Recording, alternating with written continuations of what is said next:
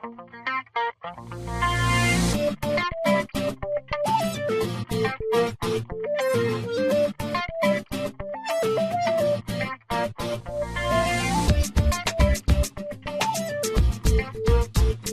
week we talked about the Godhead and how the Jews in their Old Testament, in their culture, they had the invisible Yahweh, who is spirit, but then he shows up actually in physical form as the visible Yahweh. We talked about the name, the angel of the Lord, and wisdom and some other things.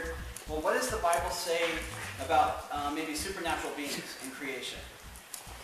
Or what about other verses besides Genesis that talk about creation? Okay?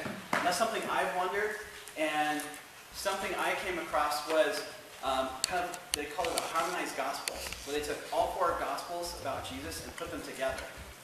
And I'm like, why don't they do a harmonized Genesis? Where they take all the verses from the Bible, put them together, kind of in timeline sequence. Not all of them are timeline sequence, but kind of subject matter. And so you're like, well, what about God before creation? Are there any verses about that? And there actually are. What about how he created?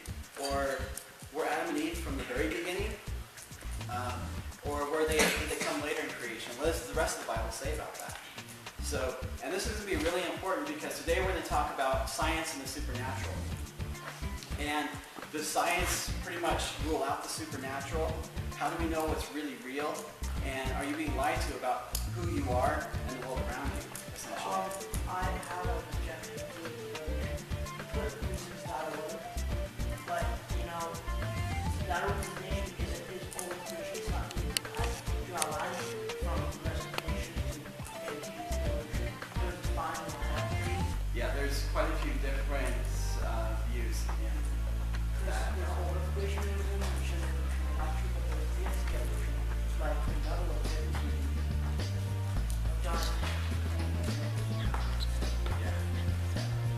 Yeah, so I'm going to make these available to you. This is what I call Genesis Harmonized. And this is all the verses I could find relating to Genesis 1 through 15. Okay, so I'll let you work through this. This is going to be a big part of next week as well. So if you want to take this home and read through it, it's essentially mostly Bible verses. There's some commentary in it. It's in Greek, but almost all of it's just Bible verses. Okay, so I'm going to pass these out. Don't look at them yet, because I want you looking at me. But that's something that I hope will be really helpful, and it's something you can do on your own, but I'm going to save you guys about 20 hours. Alright, the last thing before we jump into it is, this is an article I put together on why we pain and suffering. Why do bad things happen to good people? What about catastrophes? What's God's plan for them? And so I'll make these available afterwards and also next week. This is also on my website, but this is I had a friend re-edit it for me, which I'm very grateful for, and so it's much better than it was. Because I love drawing, and I'm an artist, and I love writing, but I'm going to kind of tell you guys my story, where I came from, and some things like that. Pretty much, I grew up in a very biblical family. We did family devotions in the evenings, and when I was older, my dad would fall asleep, and we'd still do family devotions. So I grew up in a pretty Christian home, and I'm really appreciated for that. But it was pretty sheltered in a lot of ways, too. I was homeschooled, and so I wasn't exposed to a lot of stuff. And some of that was really good. I probably got exposed to a lot of just stuff from church too, church friends, things like that. But at times I felt like I was actually living like a practical atheist, a Christian atheist, because I kind of wondered, I'm like, okay, is prayer really doing anything? Is God really there and listening? Or if he's this supernatural God, why? I want to see something supernatural. I want to see him show up and do something in my life or something like that I can be like, okay, yeah, I believe in him because it's true, but I want to experience this too. Experience this kind of God reality. And so kind of left me wondering, okay, is God really real? Why doesn't he do more supernatural things in America or in my world? and things like that. And so I actually started studying the Bible about this, and there's a passage where Jesus goes into a town, and all these people want to see his miracles. And he's like, you don't want me, you just want the miracles I can do. And he left them. Okay? And I was like, whoa. Okay. And then I read about Israel. Now, God did a bunch of cool, crazy stuff for Israel. And one of the cool things we're going to talk about a little bit later is they didn't want to follow him into the promised land, and they rejected his leading. So he had them wander in the wilderness for 40 years to really kind of test their hearts and see if they would really follow him. But a cool thing happened. Their clothes didn't wear out. Their sandals didn't wear out, and they didn't get blisters on their feet for 40 years. God essentially stopped aging, degeneration, and entropy in those areas, which that's the second law of thermodynamics. That's pretty huge. Okay? We're going to talk about how that's released in Eden in week 3. Okay? So, but they asked him for water. It comes out of a rock. They asked him for food. It came out of heaven as manna. He provided a fire by day, or actually a cloud by day for shelter from the sun, and a fire by night. It's a desert. It's cold. So he essentially did all these supernatural things. How well did they follow him? How well did they love him? Did they do a really awesome job? No, they barely got out of Egypt and they're worshiping a calf. And then they're complaining and complaining. So essentially they treated God like a big vending machine in the sky. They got the supernatural. They heard his voice from a mountaintop. You know, Moses came down and he's glowing like a lightning bug. You know? So if you wanted scientific proof of God, the Israelites had it, pretty much. You know, his glory shows up every day at the temple. You know? Wow. You could actually measure that. Write it down, log it. That's pretty scientific. So they had this, but they treated him like a big vending machine. Give us this, give us that. And I was like, he wants us to seek him over the supernatural things. Over even what he can do for us. And remember, 2 weeks ago, Matt talked about prayer. Prayer is actually seeking him, not just the answer. Because if you get the answer, but you don't get God, you lose out. Okay? So that taught me a lot of good things about seeking him, and if the supernatural shows up in my life, cool. Awesome. I'll have a great testimony. If it doesn't, that's okay. Because I'm learning to seek him for him, not for the cool things he can do. Now, I do have some good friends. I did an internship with Campus Crusade in Florida. There were 2 missionaries in Russia. They were coming back to the States, and one of them had broken her leg in Russia. This was back in the 90s when you don't want to go to a hospital because you go to a hospital to die in Russia. Disease, bad conditions. So they prayed. The next morning, her leg was completely healed. It was like that broken. And so I heard that testimony. I was like, wow, that's really neat. A friend of mine, Blake Bush, he works with a church here in town, Third Day Fellowship. He went to Africa. They were doing a church service, and all of a sudden, the building starts getting hit with rocks. They go outside, and the rocks are flying from nowhere. Like, nobody's throwing the rocks. And they pray, and it stops. So a demon's throwing rocks at the church, pretty much. And then in college, I had a friend, Carrie. She's babysitting for some kids. Their mom is Wiccan. You guys know what a Wiccan is? Essentially kind of an earth-worshipping witch. So their mom's a Wiccan. The kids are kind of upset. She finally gets into bed. She lies down in the room with them. She wakes up and she can't move. Like she's something pushing down on her. She can't move, and she starts kind of freaking out. She finally is able to speak and prays out loud, and the thing leaves. And the kids are moaning and crying, and they kind of wake up too. She calls me up and says, can you come over and pray in the house? And so that's pretty much the closest brushes I've had with the supernatural. If you guys have more questions, ask Matt. I think he's had some interesting experience as well. So, but I've learned that God works naturally supernatural. He works in and through his creation. And some of the even supernatural things he'll do in your life, you won't even notice. Because he's doing it in and through people or in nature. Okay? He can do something outside of nature, but he likes to use nature for his tools as well. Now, growing up, the supernatural world was kind of flat. It wasn't very exciting. Kind of some of the churches I went to, they didn't really teach about supernatural things, angels, demons too much, or things like that. And so I turned to science fiction. Science fiction was where like super amazing things happened and you could make things up and people had superpowers, X-Men, Star Trek, The Matrix, all this stuff I loved. And when I started this study, it really came back to me that, oh wow, the supernatural world is really interesting.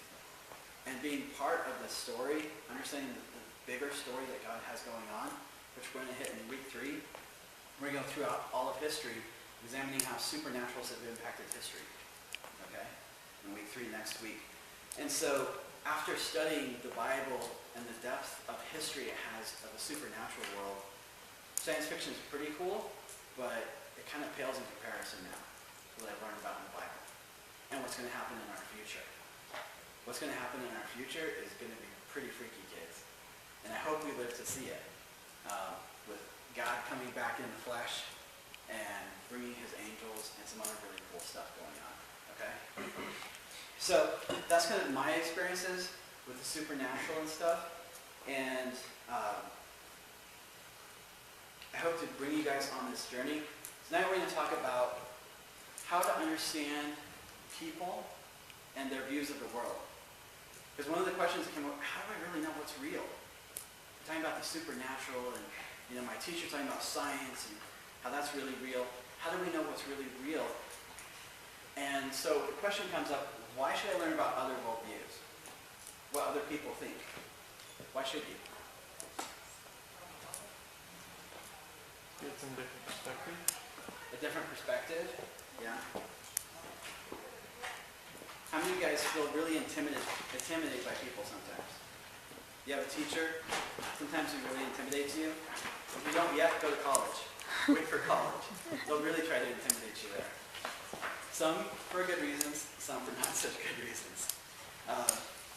So it's going to remove a lot of fear if you understand what someone else believes. Even a Muslim person, if you understand what a Muslim person believes, you're not going to be afraid of them. You're not going to be intimidated.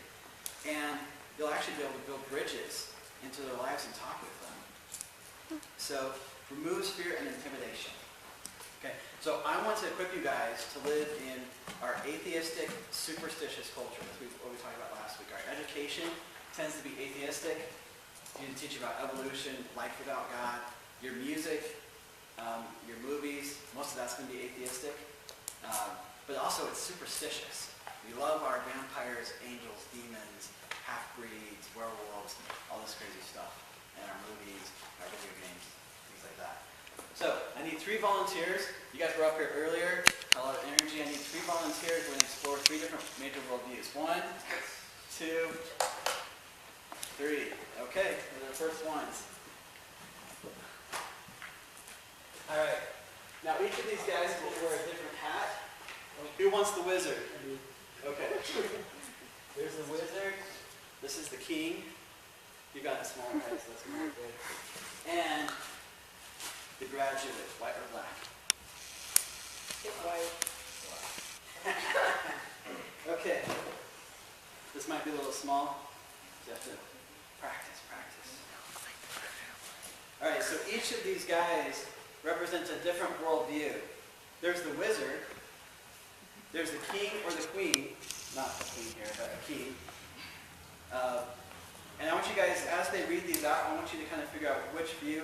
This is the academic here in the middle. Now, we're not against academics or learning, but we are against using learning against the knowledge of God. Does that make sense? Okay, so here's our academic. Here is what? There's our king. Yeah. And there's our wizard. So read through that one time real quick, and then I will have you guys start. This is our book for this week. I ran out of binding. So I will get some help in the back row.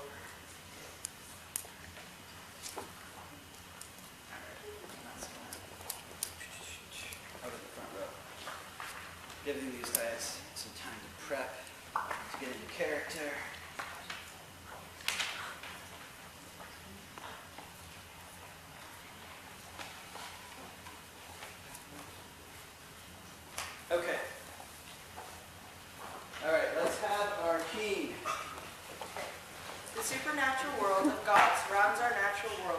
which is a small part of reality and the dimensions. The Creator reveals himself to us through creation, his word, and himself. He is outside his created reality.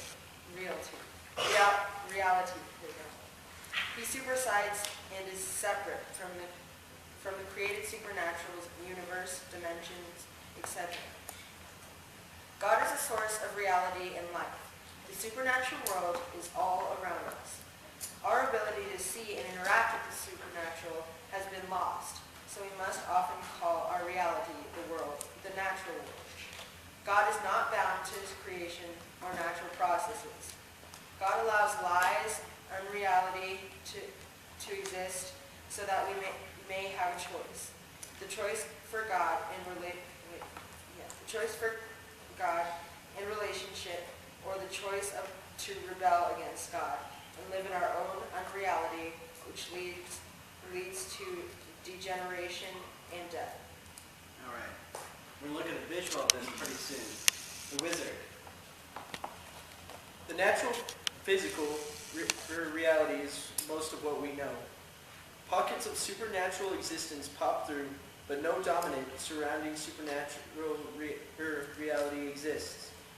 Gods are in or a part of this reality. This is the world of the ghost hunters. The supernatural is undefined and unknowable. Those wizards, witches, shamans may be able to access, ascend, or harness the other powers of the world. The source of this reality/dimension is unknown. All right. And our academic atheist. There is only the material, physical world, no supernatural, spiritual, or ghost. The mind of a man determines what is knowable and real. This view defines science as only what the mind of man, an evolved creature, can observe, understand, and control as real. We are claiming all knowledge to our assumptions to others through Americans' educational schools. We believe in evolved reality, evolved mind, and the primacy of human mind. All right, good. Thank you guys. We can continue to wear hats, or we can take them off. Okay. All right. So that is all on page 28 of your book, so you can read that for yourself. The first view we're going to look at is the biblical view. And if you want these all together, I'm going to pass these out. I told you this is last week. Matt, help me out. So I have them broken up into each view on each page of this for you guys. So follow along in here. But if you like kind of posters and visuals, ignore what's on the back. It's recycled paper. Then that will give you kind of all three views. They're coming down. So page 29, the biblical view. God is outside of reality in this view. Okay? If God was inside his creation and part of it, he wouldn't really be outside or superseding it. And this is really important for Christianity. The blue, the light blue, is God's reality. This is the supernatural or the spiritual world. And then the dark blue is what we call the physical reality. It's what we kind of exist in. And then the orange is kind of human knowledge. Now, how many of you guys think that we know pretty much everything about the natural world? Good. Because there's a lot about our natural world we don't know yet. We're learning, and we didn't know about microscopic germs 100 years ago. We didn't know about deep space 100 years ago. So we're learning, but the more we learn, we're learning, we still haven't got it figured out. What holds atoms together? Some people have theories, but we don't know for sure. Okay? So, human understanding. And then outside of the circle is what we call unrealities, lies, or fantasy. So,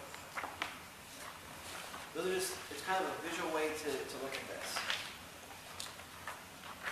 Now turn the page. and you're going to see the agnostic or spiritualist view. So in this view, yes. Okay. Week 2. Oh, yeah, next one. All right, so in the second view, the agnostic or spiritualist view, what makes this different from the first view?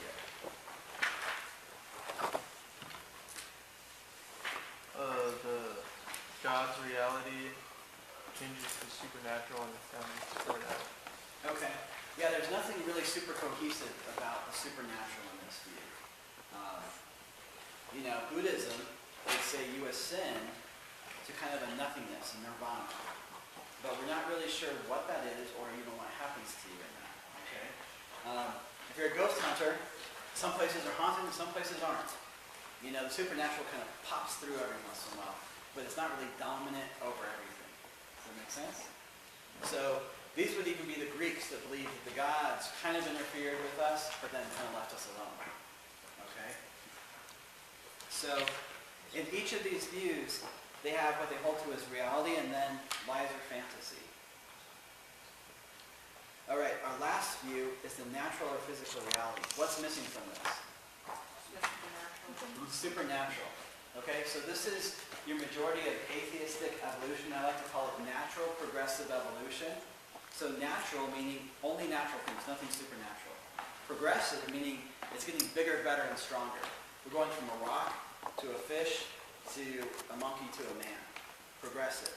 And then evolution meaning change or adaptation. Okay? So they ruled out at the very beginning, there's no supernatural. Supernatural doesn't exist anywhere. So guys, if you like angels, sorry, too bad. No werewolves, no zombies, nothing fun. The closest you're going to get is maybe the X-Men in this viewpoint. But most of what we know about mutations is they destroy things. They don't really give us superpowers. So X-Men in this worldview, maybe. Okay? So everything in the natural worldview ends in death. And we'll look at what we call the foundations of these. We're going to leave the agnostic view out of this for now and study the two main views of the supernatural and the natural. These are the ones that are really at war with each other the most. The middle, they're kind of trying to figure things out. They might be open to one side or the other side. So, why does this matter? Do you guys have any friends that you can kind of be like, I think they're in this world? Does that make sense? Now that we've kind of seen. Or you have a teacher, you're like, okay, they're in this world. So they see everything this way. They've already ruled out anything supernatural. Okay? So even if it slapped them in the face, they come up probably with another explanation to it. I was fantasizing. It's unreality and lies. Okay? Because they've decided this ahead of time. So, an issue. Name an issue that would be taken very differently from each of these worldviews. Anybody have an issue they want to throw out? Yeah. Okay, the Big Bang. Nothing. Everything came from nothing, essentially. Okay? Yeah. So creation of the universe. What about marriage? If you're an atheist who's an evolutionist, what is marriage to you? Yes? Like same-sex marriage. Yeah, marriage is whatever you evolve or adapt to. It's whatever benefits you. So if you want to be married to a rock, that's okay. Or your dog. Or, a little kid. What's to say anything's right or wrong? It's just however you evolve to it. Does that make sense? There's really no rights and wrongs, essentially. It's whatever benefits your survival in that view. Because everything changes and evolves. Truth changes. And our mind has come from monkeys. Okay? So, what about sex before marriage?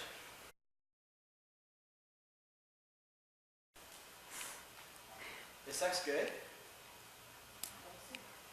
Okay, sex is very good, the Bible says. Yeah. Only if we're married. Yeah. But it says the best way to experience it is in a stable, committed relationship called marriage that God designed. Otherwise, it's like a fire. It's really good in a fireplace, but it's not good spread around the house everywhere. It's going to burn your house down. The same thing with sex. It'll burn you up and destroy you if it's not in the right context. Okay? What about our government and healthcare? Do these issues even matter there? Who gives you the rights that you have? If you're an atheist, who gives you the rights? The government, yes. And they decide if you have to pay for your own health care or you're free to do that. They determine your freedoms. Because they essentially are God to you. They're the biggest, strongest bully on the block. Okay? And that's who rules in evolution. Okay? But what would the Christian view of healthcare say?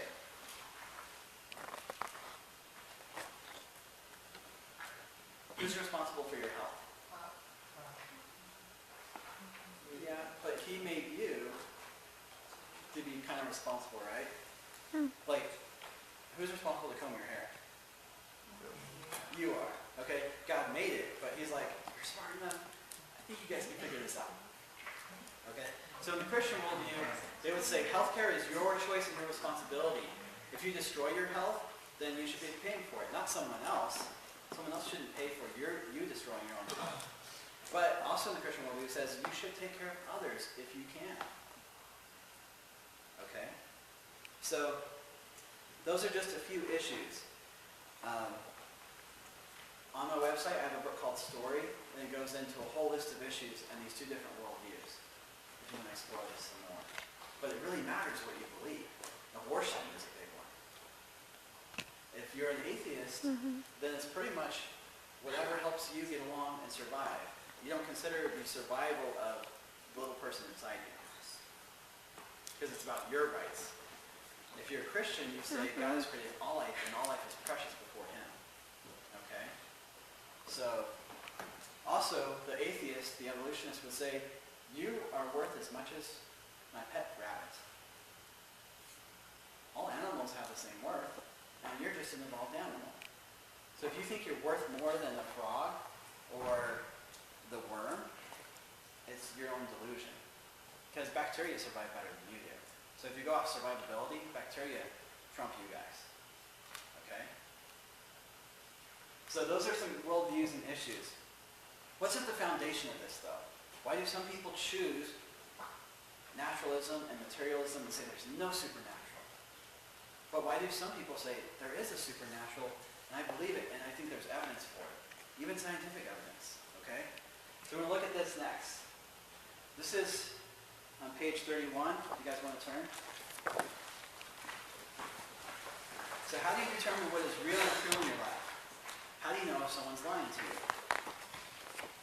Now, each of these are what we call the foundation or the primacy. This is what you put your trust in, and really each view pretty much has a faith in this. They're both faiths. Because we can't prove these things absolutely. Okay? So, do both evolution and creation involve faith? Yes. Okay. Now, the Bible says there's coming a time when God will actually show up, and the time for choice and faith is pretty much over. He's like, I'm here. Okay? Now, your choices have major consequences. Okay? So the supernatural worldview. I use the word primacy because the only way I can think about it is, Optimus Prime, he's the first robot. He's the biggest and the best robot, okay? So prime, meaning the best, the first thing.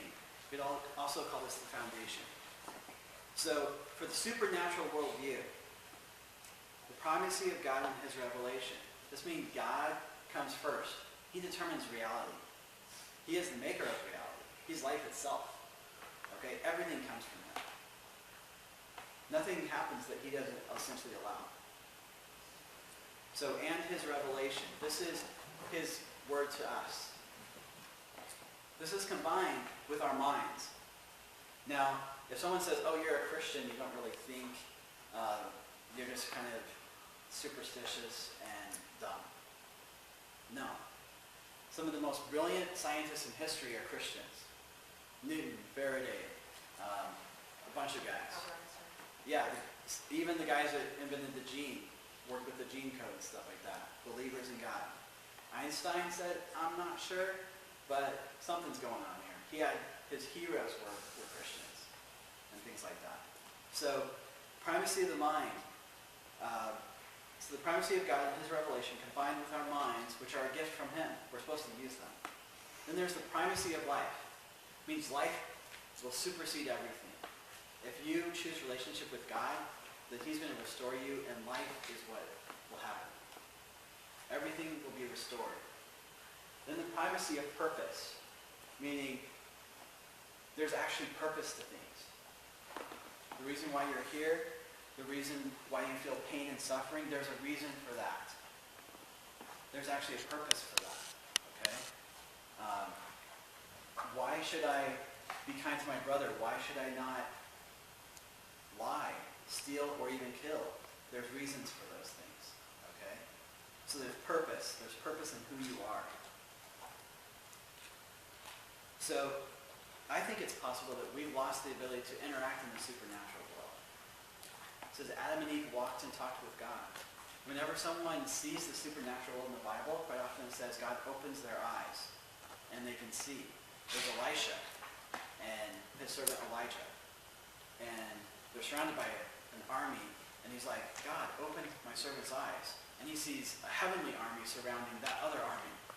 And he gets taken up to heaven in a chariot. But it says God opened the servant's eyes so he could see this. Okay? So, here's the question. Do we decide when God can be supernatural?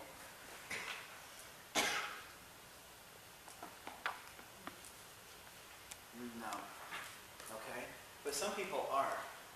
And we're going to look at science, because science proposed to say, I know when God is being supernatural or not. Actually, I can pretty much say he's not in existence. And he never has done anything supernatural in the world. Or in the Bible. Okay? So, here's a question. So whenever God heals someone, does it take a long time? In the Bible?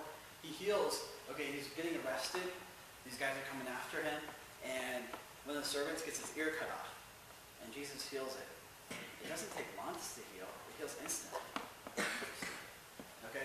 When he changes water to wine, does it kind of get stuck halfway into wine? No, it's the guy at the party said it's really good wine.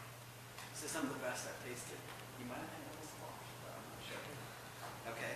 So we can look at also with creation. It seems like when God does something, it's a mature, full-functioning thing. Adam and Eve, were they babies? No, they were mature human beings. Okay? So when God does something, there's kind of what we call immediacy. If we bring someone back to life, it doesn't take months. Or else people would claim, oh, well, they weren't really dead and they just got better. Okay? So for him to get the glory supernaturally, it seems like he does things in a mature way, that it's a full mature system, meaning it's complete. And he does things pretty fast. Okay? We're going to look at that because that's going to be important when we look at creation and evolution. Okay. Let's take a look at this. The miracle of Jesus changing water to wine. The next page, 32. So, if you have a friend who's an atheist or a materialistic evolutionist, how would they approach this miracle?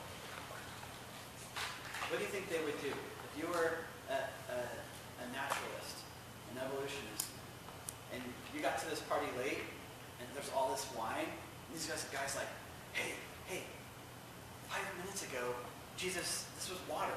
You were drinking water, and it's turned to wine. How would they handle this situation? Yeah.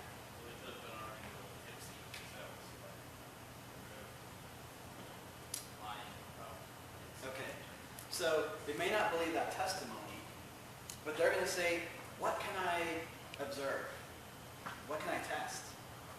So what are they going to test? carb dating?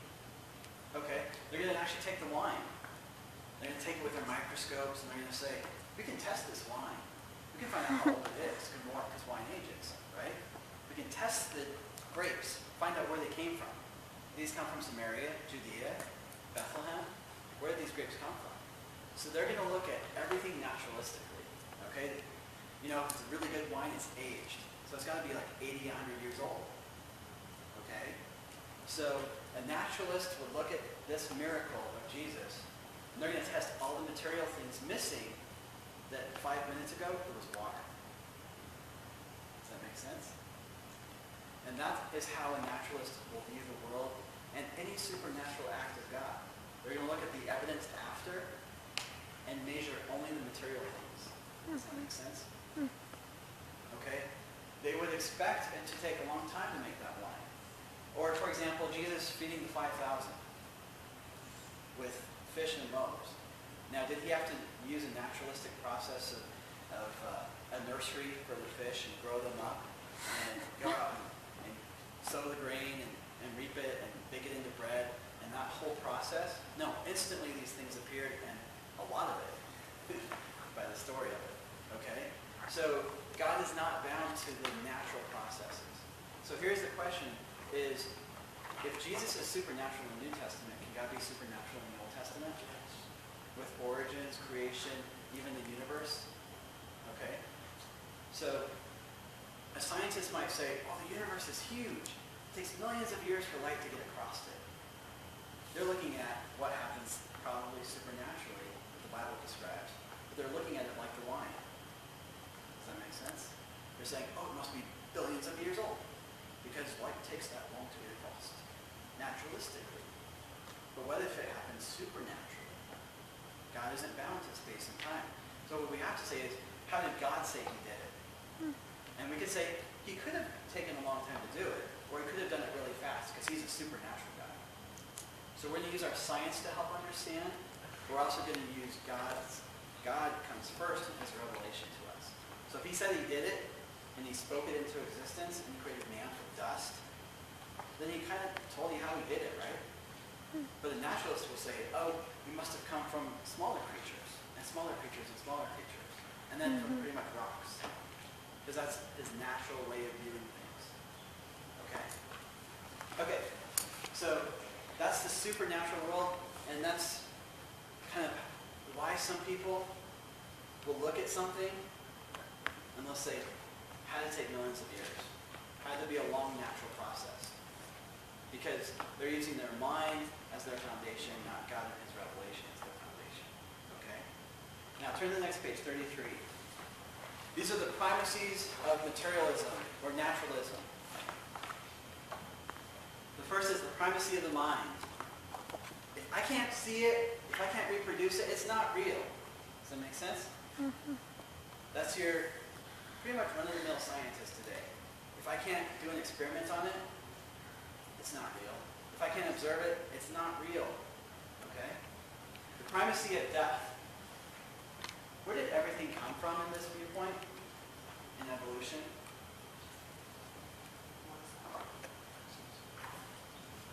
Where did life come from? Non-life. Where did the universe come from? Nothing. What got us here? Chance. And lots of time. Lots of time and chance. Okay? So this means we came from death, and we're going to return to death. Because no matter how many cool buildings you create or books you create, it's all going to fall apart.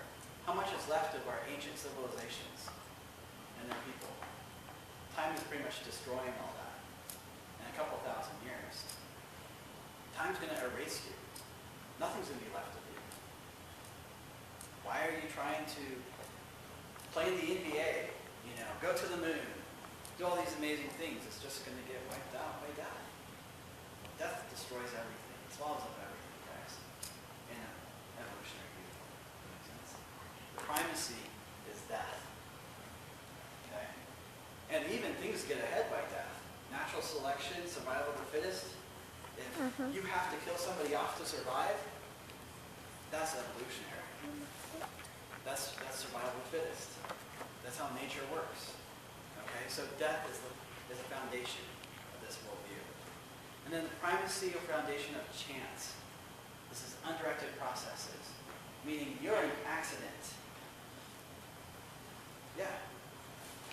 You are a fortunate accident, they would say, of molecules and neurons and goo. Because it could have happened some other way. Because it's just chance that brought you into this world. And chance can take you out of it. The sun could go supernova and we're all wiped out. Oops. You know, or a hurricane or a landslide or some other catastrophe. It's just chance. Some will survive and some won't. Okay? So this is the world of naturalism. If you really think about it, if you take it to its logical end, this is naturalism. This is reality. Okay? So the only way you can perceive and control by your mind is considered real. On the material world, if you can't perceive it, then it must not exist. Does this make sense? Okay? I can show you this worldview is majorly wrong, majorly flawed with science. Okay? How many of you guys have ever seen ultraviolet light? Or infrared light? Okay, you have to get special goggles, right? Or have special dark light to see these things, okay? So until we created machines to help us see these things, we couldn't observe them, right? They weren't real, according to naturalism, okay? Deep space. If you would have talked to a scientist 100 years ago, are there billions of galaxies out there in deep space? No. We can't observe them. It's not real. This is the foundation of naturalism. If you can't observe it, or do experiments on it, or reproduce it, it's not real. But there's lots of things we can't observe. Down here, there's a little bit of light spectrum. We can see this much that exists with our eyes. Okay? There's radio waves. We built machines to detect these things. But before we did that, according to naturalism, they weren't real. How much more is there to discover that we say it's not real? But the supernatural world is just undiscovered. Or what if it's been lost? What if we actually interacted in the supernatural world, but because we're spiritual beings, and we fell away from God, we've lost that ability to see and interact in the supernatural world. And now, all we say is, well, there's just the natural stuff around us, because our observation's broken. So naturalism is based off of a broken observational system. Okay? I'm going to emphasize this because this is really important. If you guys can get this, you're never going to be intimidated by a science teacher again. Okay? Because their whole foundation is built on this. If you can talk to your teacher and say, if you can't see or observe something, is it not real? They'll be like, yeah, if you can't observe something, it's not real. So ultraviolet light isn't real? Well, we can observe that now, but in the past we couldn't. Okay? So he's just proved himself wrong. So a naturalist will say, I have all knowledge. I know the supernatural doesn't exist. I know God doesn't exist. They're claiming to be gods themselves and have all knowledge of the world. Remember our bubbles that we have? Human knowledge? They're claiming they know everything. That's pretty arrogant. Okay? So, and smart people should be humble, not arrogant. If you're really smart. Because you realize how much you don't know about the world. Mm-hmm. Okay? So, we're going to talk about our minds. If there's no designer or creator of your mind in the naturalistic worldview, where did your mind come from? In the supernatural view, God creates your mind, right? He creates you with intelligence. He creates you as a special person you wants to have a relationship with. Mm-hmm. In the naturalistic view, where did your mind come from?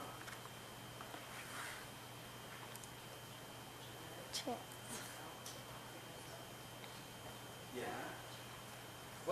Take it just one step down in the evolutionary chain. In the evolutionary chain, who's below you? The monkeys, the primates. Okay? Your mind came from a monkey. Mm-hmm. In evolution. Yeah. Or a monkey type being. It would be like, humans and monkeys split, but you still came from like a primate, animal. You came from an animal. So here's the question.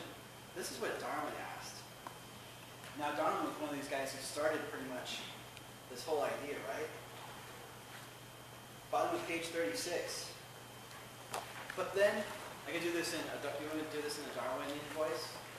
The old guy.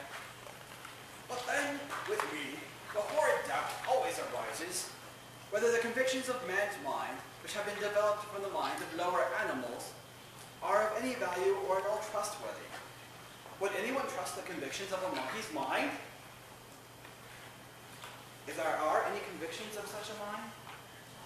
This is Darwin's dilemma. He was honest enough to think about this. If my mind came from a monkey, do I trust monkeys? Do I trust their convictions? Do they have convictions that we know of? Do they know what right and wrong is? What about the next step down? Your dogs, your cats, any of the animals. If your mind's evolved from them, why don't we trust their convictions just like we trust ours? Why don't we have debates with monkeys involved? And then he would have to admit, to be consistent, Darwin would have to admit that his views are glorified monkey screeches. You're glorified monkeys here. You're glorified primates in evolution. Okay? You're an evolved animal. So if you're not going to trust the convictions of a turtle, we'll come back to that if we have time. So if you can't trust the convictions of your turtle, why did you trust yours? Why do you trust your convictions? Okay? So this is the worldview, the primacy of the mind. Okay? Now, I've included some other things in this book for you guys to look at. The question really comes up, do you trust human science, which is based on our minds, our ability to observe the natural world? Okay? So do you take that as your foundation, as your authority? You're going to trust what that guy says? Okay? How often do we have to rewrite our science books? Pretty much every year, because we're learning new things that turn over the old things that we knew for sure. Okay? So you're going to trust the human collective mind. Science, all sciences is the collected and tested observations of humanity. If we have a big war and it wipes most of us out, what happens to our science? We lose most of it. How absolute is that? Okay? So the question is what is God's revelation to us? Can we trust what he says and how he says it? Okay? And that's why I gave you Genesis harmonized. Because it's really important to know what God says. Because if you don't know what he says about something, you're going to probably go back into your mind. Now, God has given you your mind and he wants you to use it for his glory. Be as smart as you can. Be as wise as you can. Help people with your mind. Invent amazing things. But don't let it dominate and say, God couldn't do it that way because that's the way I understand it. That's what the naturalist says. God couldn't create the universe in 6 days because the only way I can understand it is maybe if it took millions of years. Okay? So the question is, what did God say? How did he say he did it? Okay? So we're not going to have a lot of time to get into this, but I want you guys to look this over. Between atheism, naturalism, and supernatural creation, there's a lot of different views. Gabe brought up some of the different views and ministries that have these views. These people are Christians. They believe in Jesus Christ as their Savior, but they're still holding to the primacy of the mind. Does that make sense? They're accepting this is millions of years old, or this happens to happen over millions of years, because that's how we measure it in a natural setting. But they've said God has to do it our natural way. Okay? He essentially is like this guy who has a big rock called naturalism and lots of time, and he has to pull it through creation. This is God. This is what they're saying God has to do. He has to pull evolution and natural processes through millions of years to get to us. He has to get through, things have to die and evolve and degenerate and die out, and then finally we arrive. And God's not powerful enough, he's not supernatural enough. He had to do this according to the way we think he had to do it. Does that make sense? You're tying God, making him the plow horse of naturalism. Have you guys ever seen somebody plow with a horse? Okay, that plow, they're essentially making that naturalism and saying God has to pull our natural processes through his creative acts. So their minds are above God, and they're like slave drivers. Does that make sense? Now, he could, so to be an honest materialist, you have to say, or an honest Christian, I would say, you have to say, God could have done it supernaturally, instantaneously, 6 days, whatever he wanted to do. He could have done it through long processes of time. He could have used evolutionary processes, right? But what did he say he did? Okay, that's really the question. So this explores 10 areas of conflict between the supernatural worldview and kind of the naturalistic worldview and how people kind of try to blend them together. Does that make sense? You're going to run into theistic evolution or old earth creation or different things. I have some friends who believe this. Great people, I love them. I respect them. I don't really accept their views. I'm going to challenge them on some of these. Because to me it's about a supernatural God. Does that make sense? If God is real, and if there's really a supernatural God, he can do anything he wants to. He's not bound to his creation or natural processes. That means the miracles that Jesus did, his Father, who he says is greater than him, could do all the way through the Old Testament. He can do anything he wants to with what he made. Okay? Now, the way we understand that is what we call science. Okay. So that's going to wrap it up. Do you guys have any questions that have come up through this? If you can't think of them now, on the back, on the last page of your booklet, I put my name and phone number and my email address. If you guys want to write me, call me, if you have a question, I'd love to talk with you. I come to church here, I'd love to be a resource. If you run into something with a teacher and you need help, let me know. Go to my website or just give me a call and be like, what about this issue? What about Nylonese bacteria? Did they really evolve to eat nylon? Or did they actually just lose something which enables them to eat nylon? They lost something genetically. They didn't evolve anything new. Okay? There's a great guy named Ian Juby. I have a link on my website. He's a Canadian creationist. He does short little videos on YouTube, 30 minutes, 20 minutes. And he goes through all this cool stuff and he researches it. He's way better than I am. He's actually way smarter than I am. But I'm a better artist. So anyway, thanks guys for listening. Any questions that we have before? Okay. So we read through some of this stuff. How many of you guys got to read some of last week's material? A few? Good. All right. I hope you'll go through and you'll read some of this.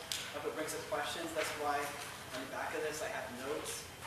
Write questions down that come to you guys. Bring them next week. And I hope to see you next week. Next week is going to be awesome. We're going to cover the supernatural. Do you ever wonder where Satan came from? What's his eventual end? What can he do? What are his powers?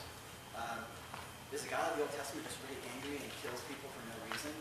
Or does he have a really good reason for telling the Israelites, you need to wipe out these people? Was there something supernatural going on with that? Are there other gods in the Old Testament? Because we're going to hit on that specifically. And some other cool stuff. Thanks. Thank you, David.